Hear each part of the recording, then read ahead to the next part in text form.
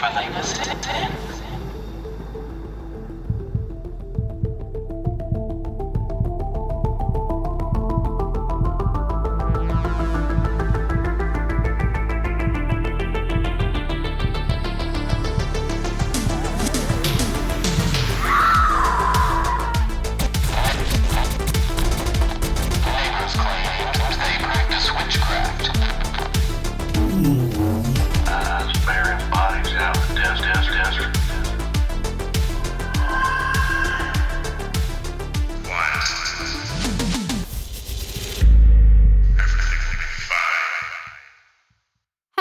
Hello, and welcome back to the Haunted Heart Podcast. The Haunted Heart Podcast, your one-stop shop for everything spooky, macabre, magic, occult, and just plain fucked up most of the time.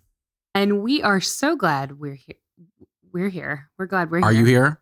I think I am. You stumbled a bit. You glitched. I did. You glitched a little bit. It's I'm a little glitch concerned. in the Matrix. I'm a little bit concerned. 2020 got a little bit up her sleeve. 2021, she's coming through. Yes. No, who are we, Kenny? I don't Really? know most of the time. It just depends on what's staring back at me in the mirror. Who knows? It could be anything. We're really questioning things this year. But I am Kenny, and I am here with Katie. That's who we are today, existing for you in this moment. In this very moment. Now, I don't know who we're going to be next week. Don't know where we came from. Don't know where we'll be after we record this episode. Don't know whose blood this is. All over me. But we're here, and that means that we have a brand new episode for you this week. That is true. Brand fresh. Just a brand fresh? Brand fresh. Brand fresh. It sounds I like was a trying to cleaning say product. brand new. Brand I was trying fresh. to say brand new, but it's brand fresh. Yeah, exactly. You know what? We're going to roll with it. Brand what if we fresh. made it happen? Brand fresh. Hashtag brand fresh. Exactly. No, but we are really excited to be bringing you an episode today, but we are even more excited to be introducing some new folks into our special Patreon family this week. We are. And I believe these are our first Patreon invocations of 2021. Yes, I believe so. So these are fresh meat. They're brand fresh. They're brand fresh. So I will go first. I am going to invoke the lovely Terry F., who is a brand new member of our Stay Spooky Squad. So Terry, I have your dressed candle here in front of me, full of intentions for health, wealth, happiness for the new year as we move forward into a new year, into a new era, into a new mind frame. And I am sending you nothing but good intentions. Kenny and I both. And welcome to Amber S., who is a member of our Stay Spooky Squad. So welcome to the family, ladies. We are so delighted to have you. Absolutely. Thank you for joining our Patreon table, for everything that we have to serve you. Please take a look back at all of the fun stuff that we have provided over the past month. December was particularly heavy on content, so. December was fun. December was very fun. We had a lot of fun on Patreon in December. And looking ahead, it's January now.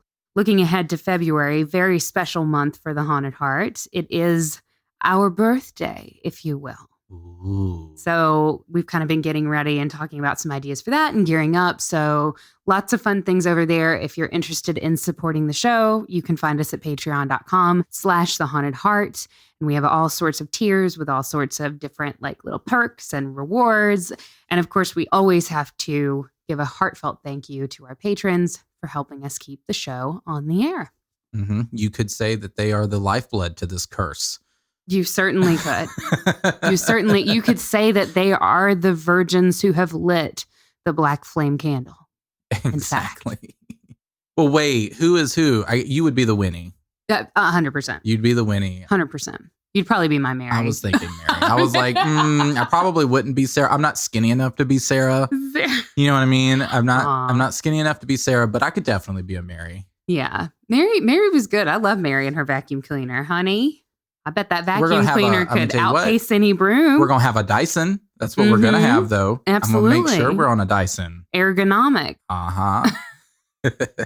Anyway, so what are we talking about today, girl? Is it me? This I episode? sure do hope it is, because I haven't done a spot of research for this episode. So I'm here with my starbs in hand, ready to go. Well, that's funny. You're here with starbs. I am here. Oh, I feel like people will hate that. What? Do people hate when you shorten it to starbs? I don't know. I feel like that's one of those things that people cringe at. Oh, I mean, I certainly do, but I am embracing the hate to fuel me at this point in life. That's great. You're drinking that, and you fixed me a delicious concoction of like vodka and something with hibiscus in it. Hibiscus berry. It's like a hibiscus berry vodka drink, whatever. And alchemy that I mixed up. I don't typically like vodka drinks, but what's that? It reminded me of that Chumbawamba song. Oh, she drinks a whiskey drink. She drinks a vodka drink. I'll drink the whiskey drink. You can drink the vodka drink. Yeah, she's going down pretty smooth, isn't she? We're just tub thumping. That's the she is theme going today down pretty is tub smooth. thumping. She's fine. Yep. The theme today is the tub thumping. No, not at all. No, it is a me episode. For those of you who are new here and don't know what that means, and this is your first time hearing it, I would probably feel safe to say that would be an excellent buffer into the show, would be a Kenny episode, because you tend to get a little like crazy with yours and a little hard hitting. Look, I'm just out here doing hard hitting journalism. Call me Aaron Brockovich, honey. I do. I feel like a Kenny episode is a good episode to like start just with, to like lead you into, and then Katie comes in and slaps you with that hard shit. Should I remind you of your past, like your previous episodes? Like, should we go back to the Cropsy episode and talk about missing children? Should we get into that? I don't know that I would say it's necessarily light, but around these parts, perhaps it's a fixed point in the darkness, whereas I kind of like to focus on the immateriality of reality. Your shit fucks with my head, and still to this day fucks with my head. Yep. I still can't get over that one episode that I will not name, and it still follows me. And we're not going to talk about it any further. Yeah, I listened to the Mandela Effect episode a lot this past year, actually. I said we're not going to do that. And I worried and wondered if perhaps we just slipped into a different dimension as a result of that episode. But anyway, it's fine. Yes. It's fine. So what am I going to pull out of my eclectic bag of tricks? I thought you were about to say, what am I going to pull out of my ass today? Well, pull out of my ass, eclectic bag of tricks, same thing. Indeed. The stuff of nightmares, of course. The seatbelt sign is on, folks. You are not free to move about the cabin. Katie, please make sure our listeners are restrained appropriately. Absolutely. Because I'm taking us to the ancient Mayan city of Palenque in southern Mexico, 1994. But actually, I want to take us on a history dive first. So put a pin in that. Like your Zoom meeting host will say, we'll circle back. So, are you ready?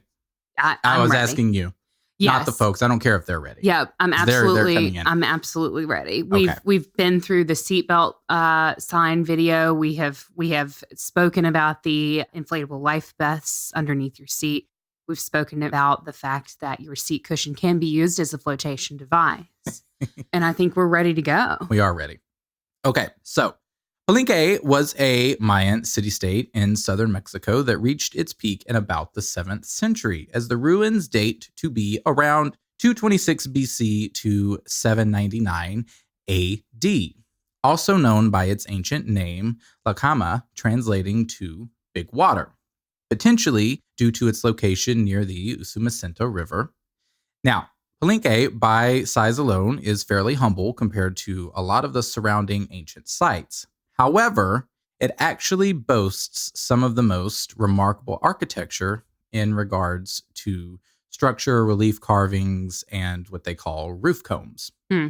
And roof combs are the structures that you often see at the very top of the Mayan pyramids. And these would often have carvings and depictions of gods and whatnot in them, and just be pretty ornate.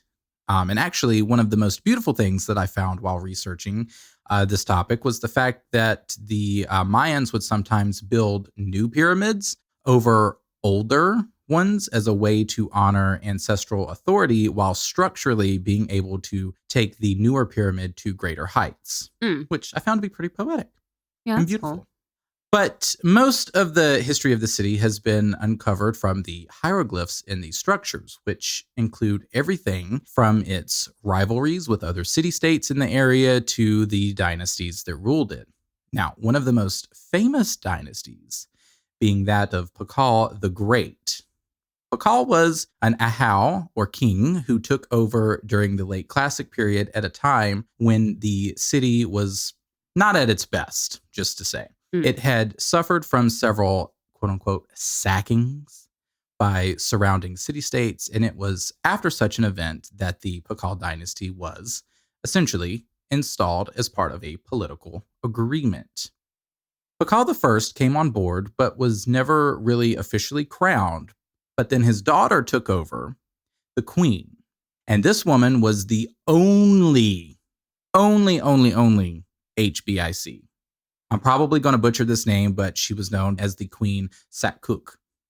But for some reason, she's also known as Lady Beastie. I don't know why. That's fucking cool. I don't know why. I'm into that. Lady Beastie. Write that down. If I have a pop career, that's what I want to go by. You're going to go by Lady Beastie? Lady Beastie. Tell me it's not appropriate. I would say it's pretty appropriate. Tell me it doesn't fit. Absolutely. So she only officially ruled for about 3 years between 612 and 615 until her son, Piccolo the Great, took the throne at age 12. However, she still held incredible influence over her son and essentially continued to rule through him, or at the very least by his side for the first 25 years of his rule. I bet the fuck she did, because he was 12. She said, "You're not about to fuck up this shit." I sure do hope she did. You not about to mess up this kingdom, Mr. P. That's one of the things in history that I've never understood, though. It's like if there's a king who is in charge of an area or whatever, he's a ruler of a country or a city state or what have you, and then he passes away, then his wife becomes ruler until the child is a preteen, and then we're surely it's better for us to name a preteen as king of this city state than to name or leave a woman in charge. And it's we could have just left the woman in charge. Yeah. We could have just had that be it. Yeah. But it's no, we need to put this preteen on the throne. This 12-year-old little boy, serious. he can totally rule over, this completely competent adult female, right? Very interesting. The patriarchy is very logical. Right. And rational. So Piccolo the Great ruled from 615 to 683, and it's during his reign that he was credited for the flourishment of Palenque and for the creation of all of the rich architecture and things that we currently see today.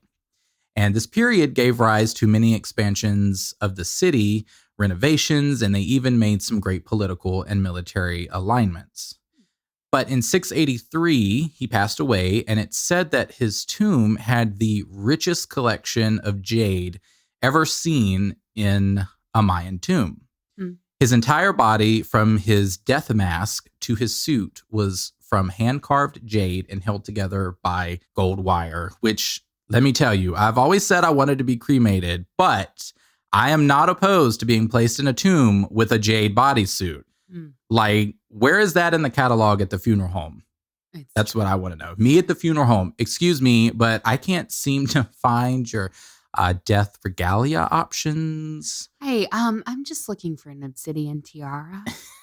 I'm looking for something in jade, preferably with a high gloss polish and gold accoutrements. Do you have that? Is that available? Could we just make me my own stone? Could we just compress my bones at such a high pressure that we actually turn me into my own mineral, crystal, stone, whatever? Exactly. You turn into this it would just be, they'd get down into your tomb and it would just be this it'd just be a diamond version of you. The pressure would just... A perfect black cube that's you lose your mind staring into it. I would do it to be one of those, they have those...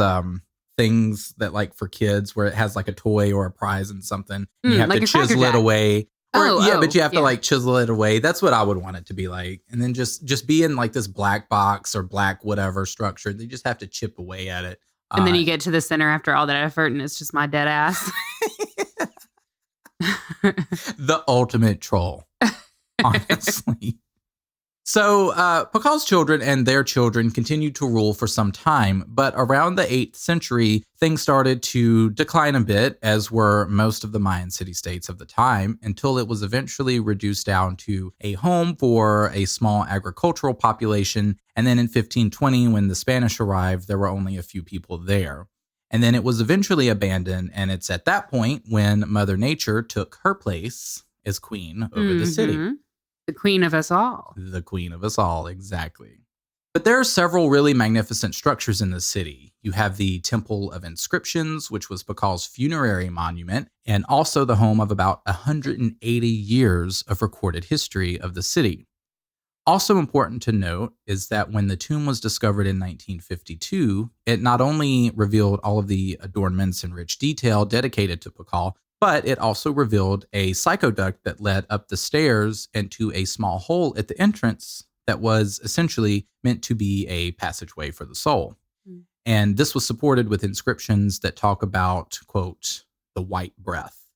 And this was significant because it was the first time that these pyramids were seen as serving multiple purposes.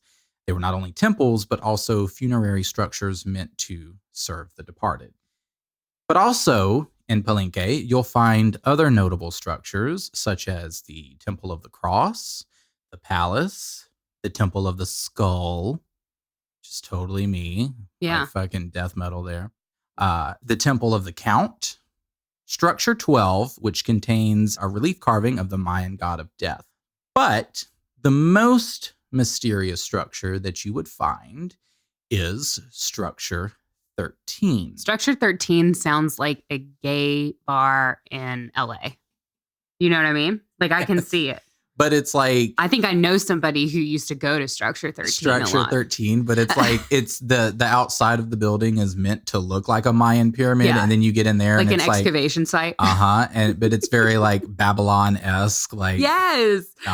Yeah. And the Lady Gaga song is playing. And it's very that's the theme, right? That's not this. It's not this. That's not this. It's not a good time. It sounds like it would be a good time. Structure 13. Yeah, I don't know. It would either be like the hottest gay club or just a fucking death trap. Yeah. Might be a murder trap. From like a Saw film. You know what I mean? Yeah. But I mean, either way, it's going to be a good time. It reminds me of that. Oh God, what was it from? It was from Drag Race where they had to make a club, and it was Club 97. Club 97. I believe it was 97. I'm pretty sure it was Club. Yeah, it was Club 97. Right? Yeah, because it was supposed to be like a 90s thing, but also the theme fucking fell apart like rapidly. They were supposed to make different club themes, and then yes, you had it was either 96 or 97. I'm gonna get my it might have been 96. My Club 96. I think it was 96. Yeah. You have my gay card revoked. You have to whisper it to get it right. Club 96. And it was supposed to be about those like late 90s, yes. like, you know, teen idols, whatever. Yeah. Love to see it. Yeah. Definitely. I could get that. You know what? I mean, Structure who knows 13, what will happen? Maybe it's going to be a thing. Post-COVID, right? Yeah. Maybe we'll go into the club business. We would be so good at it, considering that we both love to just sit at our house. And 99.999% of the time. One would say 96% of the time. We love to sit at home. No. So we have the Structure 13, which is really like, I was like, why did you have like all of these great names? Like you've got the Temple of the Cross, the Skull, and the Count, right? And then it's like Structure 13. Yeah. And then like Structure 12. Right. Maybe they were not sure what those were used for. Potentially. But this Structure 13 is home to the enigmatic Red Queen of Palenque.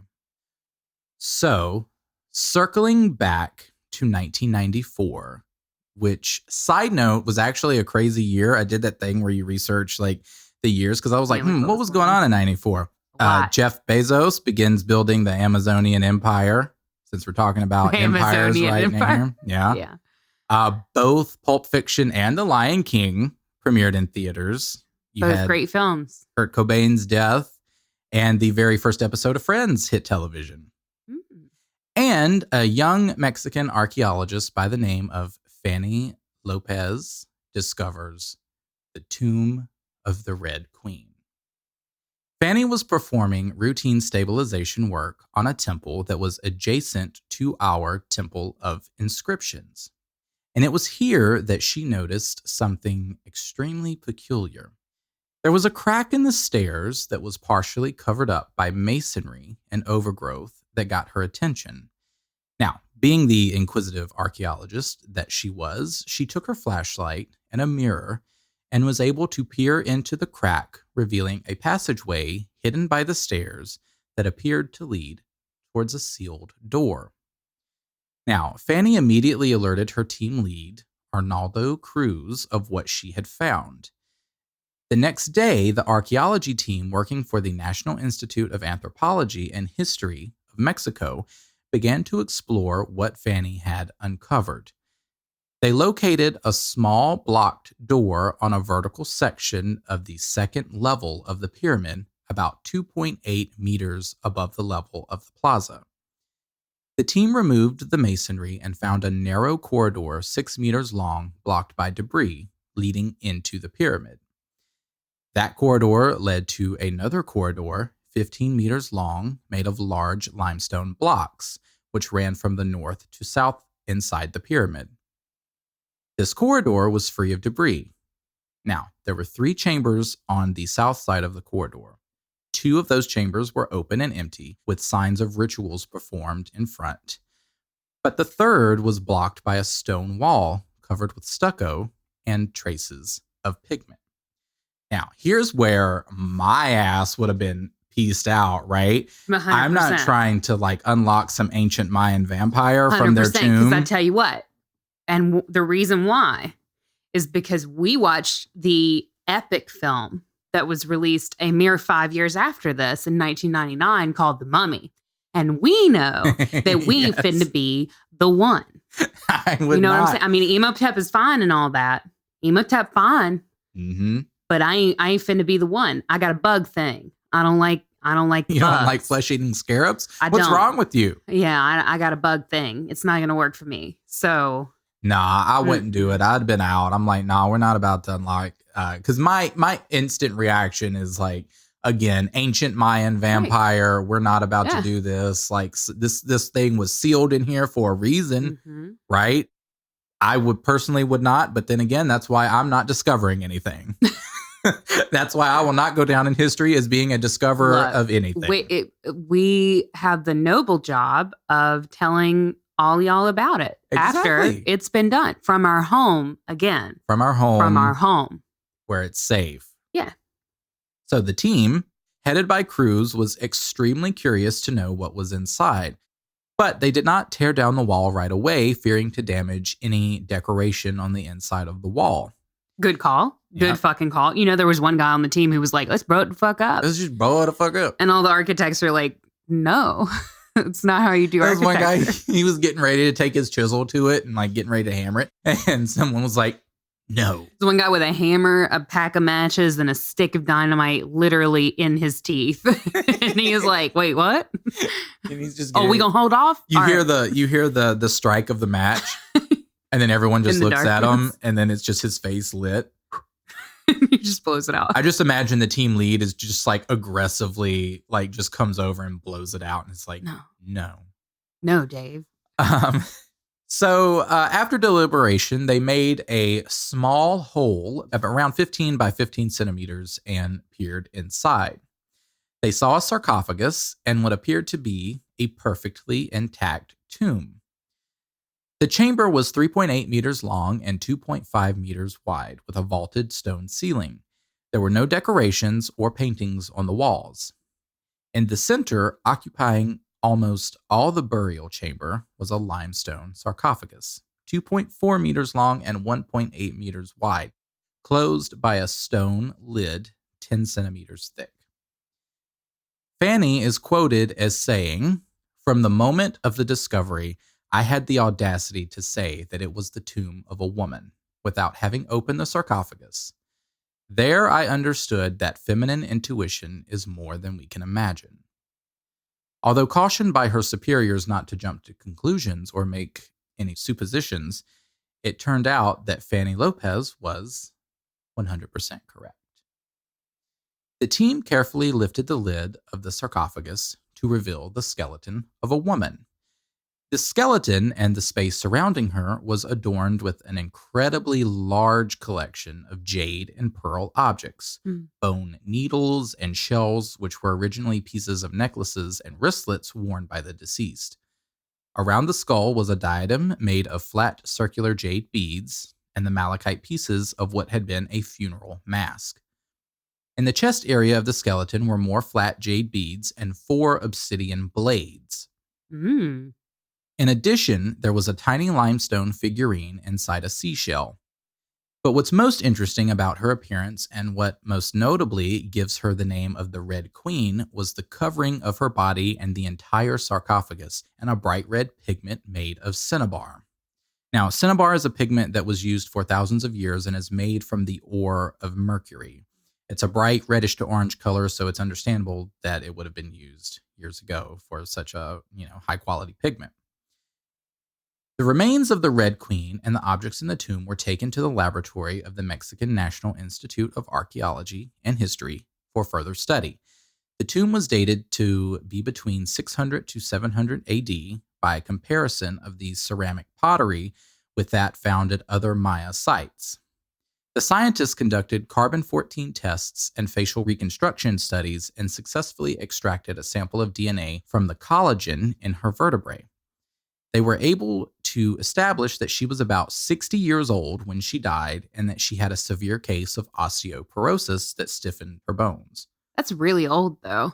Yeah. For that time period, that's really old. Yes. So they established that she consumed a large amount of meat in her diet. Concerning.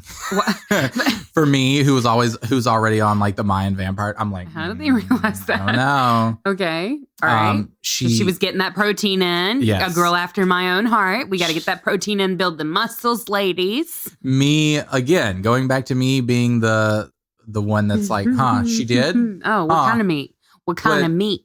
What meat was she? Where she be eating? getting all this meat? Exactly. No, maybe she was a bodybuilder. You don't know. You never know. Maybe she was just fucking jacked. But she did have osteoporosis, Okay. and they established that she consumed the large amount of meat and had remarkably healthy teeth considering her age and the time in which she lived. Yeah. I'm pretty sure she had a considerably healthy anything to be 60 years old at the time that she lived. I would say Nowadays, so. that's not that old, but like back then, honey. I mean, she probably was a great-great-grandma. You're dead at 30. Maybe. It's not, the lifespans weren't as abbreviated as we're sometimes led to believe. It's just that the average lifespan was really thrown off because most people died at like 15. So like if a lot of people die either in infancy or at like 15 or 30, it kind of like skews the average. But you did have people who lived longer. But 60 seems pretty it was far just up rare, there for that I would time imagine. period. Yeah. But it sounds like she was well taken care of. I mean, she getting her meat. She taking care of them teeth. So she had, again, they were able to recognize, her healthy teeth and all of this, but there are no inscriptions in the burial chamber that they found her in. Very weird. Also, nothing on the walls. Right. Very weird. Right. Seems like we had a lot of money. Seems like we had enough riches to put a whole shitload of jade in there, a whole bunch of obsidian in there, a whole bunch of this fancy, expensive ass dye, but we didn't put nothing on the wall. Right. We didn't put no writing on nothing, which is suspicious. Right. There was nothing no texts even to establish with certainty who she was. Seemed like we didn't intend for nobody to come up in there. And we only put like the expensive shit right there next to her to please her. We didn't really design it from a perspective of like curb appeal. Yes. Because we were not trying to have folks coming by. Right. Exactly. So it was certain that she was a person of importance. The pyramid where her burial chamber was located was next to that of Piccolo the Great, and objects in the tomb, the funeral mask, diadem, and other objects in the sarcophagus. Oh, and when I say other objects, I forgot to mention earlier about the 2 other skeletons found in the tomb with her. Oh, humans? So we had a threesome? No. No. I mean, if I gotta go. No, not quite. I wouldn't mind having company. Not quite that. Well, one of them was the beheaded skeleton of an 11-year-old boy. Oh. who had probably been her servant and was killed when she died so as to join his mistress in, quote, the place of fear, which is the Mayan equivalent to the underworld. See also my mother-in-law's place of fear. To continue his servitude. Yeah, that was the thing. That's a bummer. Yeah. But also the skeleton of a 30-year-old woman whose beating heart had been extracted from her body and then stabbed multiple times afterward to collect her blood as a sacrifice. Do you think she applied for that job? Or do you think they just snatched her up for it? Was she recruited for that, or did she apply? I don't know. Something tells me that she was recruited, but I don't know. So Miss Queen was clearly somebody of significant importance. When the tomb was discovered, it was suggested that she was somehow related to Piccolo the Great, given the position to his tomb. Theories suggested it could have been his grandmother, who was the city's only official, quote-unquote, queen for about 20 years. She led her city into battle and helped create the foundation for the architecture, which her grandson later expanded on. Okay, Grandma. Other theories have said that she could potentially be his mother. Yeah, that's where I was thinking. HBIC, who helped restore the city's cultural and spiritual power. Mm-hmm. Another powerful female in Piccolo's life would have been his wife, who bore him 3 sons, with the last son being born while she was 38 years of age, which for the time and even now can be dangerous. Yeah, yeah. One of the things that I loved about this story, and from what we understand of Mayan culture, the matriarchal figures of these kings were held with extremely high regard. They were often depicted as sitting with or behind the kings and even shown pulling thorned cords through piercings in their tongues as part of bloodletting rituals as a way to invoke visions of the ancestors and spirits of the supernatural world. Yeah, I guarantee you do that to me, I'm going to start seeing all kinds of crazy shit. we gonna write us a book. You know what I'm saying? No, it is. From what I know, which is not very much of Mayan culture, it is a culture in which women are very much appreciated. There is definitely a place, though, like we were talking about with the kings and why would they put a 12-year-old boy on the throne instead of a woman? But the matriarchal role itself was endowed with its own like spiritualism and power and respect. Yeah, totally. Very cool. So who is our Red Queen? Radiocarbon dating of the 2 skeletons inside the tomb suggests a death date between 650 to 660 as a likely time of death.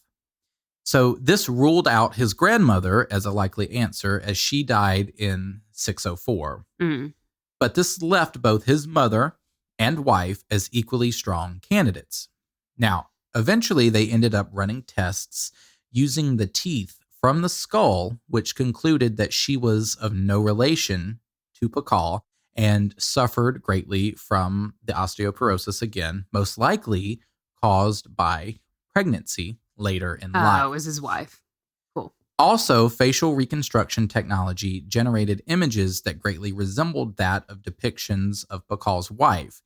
And given the knowledge of Mayan art and that they were very skilled at producing lifelike depictions of people, only lends a hand to support this theory, which is that the current theory as of August 2013, and I guess as of now, is that she was the wife of Piccolo and the grandmother of the last Mayan ruler. Wow. Arnaldo Gonzalez Cruz and his team hope to eventually find the tombs of the sons of Piccolo in the yet unexplored other temples of Palenque, which, if their DNA is intact, they would be able to confirm her identity. Yeah. The their mom. The Red Queen's remains were returned to Palenque in June of 2012 and buried in a different location, since the humidity inside the pyramid did not allow returning her remains to the sarcophagus. And as of now, she might be mad about that. Yeah, she might be, because we know that that's an issue. But as of right now, her identity remains unofficially unresolved. Hmm. Officially unresolved or unofficially. I don't know. Unofficially resolved. Unofficially Officially unresolved. Yeah. Whatever. So that's my story for you folks today. We have our Red Queen who it was just an interesting it was an interesting story for me. For one, I didn't realize that this would have such feminine energy behind it. When I started researching it, it just kind of developed into that, which, when we go into certain topics, like we can have an idea of what it will be, but then sometimes it can turn into something else. And I didn't realize that the feminine energy that would, happen throughout this story. Right. So, I mean, we've got our, it's just cool from that the history, she was discovered by a woman too. Right. Exactly. That like she had such like big clitoris energy.